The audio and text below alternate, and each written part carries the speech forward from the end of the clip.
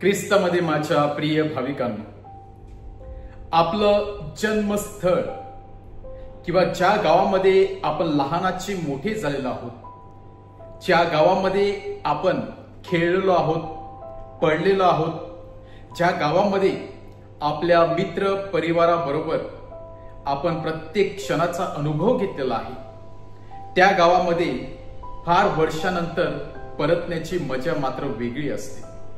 त्या गावामध्ये वेगवेगळ्या लोकांना भेटण्यामध्ये एक वेगळाच आनंद होत असतो.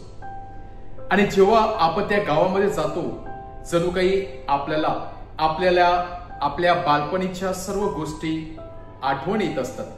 बालपणीच्या सर्व गोष्टी आठवतात. प्रभू येशू ख्रिस्ताच्या जीवनामध्ये देखील तेच झालं.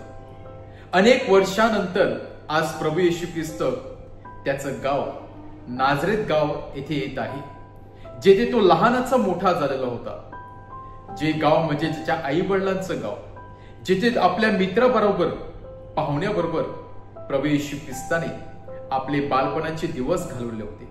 आणि आज खरोखरच प्रभू येशूच्या जीवनामध्ये मनामध्ये कुठेतरी इच्छा आणि उत्कंठा होती की परत त्या नाझरेत गावामध्ये जावं, परत त्या लोकांशी बोलावं, काहीतरी परमेश्वराचा शब्द त्यांना द्यावा. जर मी परमेश्वराचा शब्द आणि देवाच्या राज्याविषयी इतरांना सांगत असेल तर का मी माझ्या गावात जाऊ नये, का माझ्या लोकांना सांगू नये, का माझ्या नातेवाईकांना सांगू नये, अशी इच्छा प्रभू येशूच्या मनामध्ये निर्माण झालेली होती. आणि त्या कारणास्तव आज प्रभू येशू ख्रिस्त स्वतःच्या गावामध्ये नाझरेत गावामध्ये पाऊल टाकत आहे. आणि सुंदर असं प्रवचन, परमेश्वराची गोष्टी, परमेश्वराच्या देवराज्याची गोष्ट आज प्रभू येशू ख्रिस्त लोकांना सांगत आहे. अनेक लोकांना आश्चर्यचकित होत आहे. अनेक लोक खरोखरच अचंबित होत आहे जेव्हा प्रभू येशू ख्रिस्ताचे वचन ऐकतात. कारण त्यांना ठाऊक होतं प्रभू येशू ख्रिस्ताच्या आईविषयी, वडिलांविषयी, भाऊविषयी, नातेवाईकाविषयी, मित्र परिवाराविषयी. आणि म्हणूनच ते काही जण प्रभू येशू ख्रिस्ताची वाहवा करतातच, परंतु त्याच्यावर विश्वास देखील ठेवतात. परंतु अनेक असे लोक आहेत ते प्रभू येशू ख्रिस्तावर टीका करायला सुरुवात करतात. ते सांगत आहे की याला जरी ज्ञान असलं तरी आपल्याला याचं बॅकग्राऊंड माहिती आहे, याची आई कोण आहे आपल्याला माहिती आहे, याचे वडील कोण आहे आपल्याला माहिती आहे, याचा मित्र परिवार कुटुंब आपलं सर्वस्व माहिती आहे. त्यामुळे हा एक ह्युमन आहे किंवा एक आपल्याप्रमाणेच एक माणूस आहे, अशा परीने ते त्याच्याकडे पाहतात आणि त्याच्यावरती विश्वास ठेवण्यात कमी पडतात. आणि त्या कारणास्तव प्रभू येशू ख्रिस्त तिथे चमत्कार करत नाही. प्रभू येशू ख्रिस्त आजारांना बरे करतो, परंतु चमत्कार करत नाही. का? कारण चमत्कार विश्वासाने होत असतात. जिथे विश्वास असतो तेथे चमत्कार होत असतात. चमत्काराने जर विश्वास वाढत असेल तो चमत्कार काय फायद्याचा नसतो. तर विश्वासाने चमत्कार झाला पाहिजे. आणि प्रभू येशू ख्रिस्त त्या ठिकाणी चमत्कार का करत नाही? कारण जे लोक होते ते जर लोक विश्वास ठेवण्यासाठी कमी पडतात, प्रभू येशू ख्रिस्ताला स्वीकारण्यासाठी कमी पडतात, ते तिथे चमत्काराचा प्रश्नच येत नाही. आणि म्हणून प्रभू येशू ख्रिस्त जेथे जास्त कार्य न करता तिथून निघून जातो. हा एक जणू काही अपयशाचा डोंगर प्रभू येशूच्या जीवनामध्ये आलेला होता. एक फेलियर प्रभू येशूच्या जीवनामध्ये आलेलं होतं.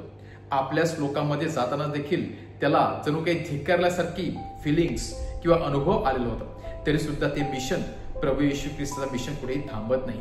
तर प्रभू येशू ख्रिस्त दुसऱ्या गावामध्ये जातो, तेथे त्याचा स्वीकार केला जातो, जिथे प्रभू येशू ख्रिस्त चमत्कार करतो, आजारांना बरे करतो आणि देवराज्याच्या गोष्टी सांगतो. याचा अर्थच प्रभू येशू ख्रिस्त आपल्याला सांगत आहे की आपली एक वाट चुकली किंवा आपण एका गोष्टीमध्ये फेलियर झालो किंवा आपल्या पदरामध्ये अपयश पडलं तर आपला प्रवास तिथे थांबू शकत नाही.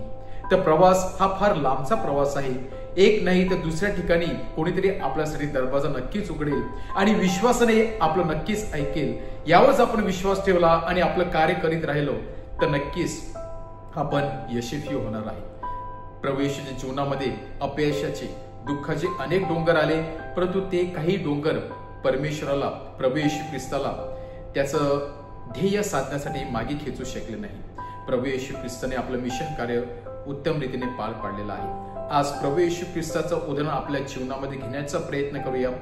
अनेक लोक आपल्या वाटेवरती मिळतील, ते आपला विश्वास ठेवतील. अनेक लोक आपला टीका देखील करतील, अनेक लोक आपला स्वीकार देखील करणार नाही. परंतु आपला फोकस प्रभू येशू ख्रिस्तावर आपण ठेवण्याचा प्रयत्न करूया. देवराज्यासाठी आपण कार्य करण्याचा प्रयत्न करूया आणि नक्कीच परमेश्वर आपल्या पदरामध्ये यश टाकेल. आमेन.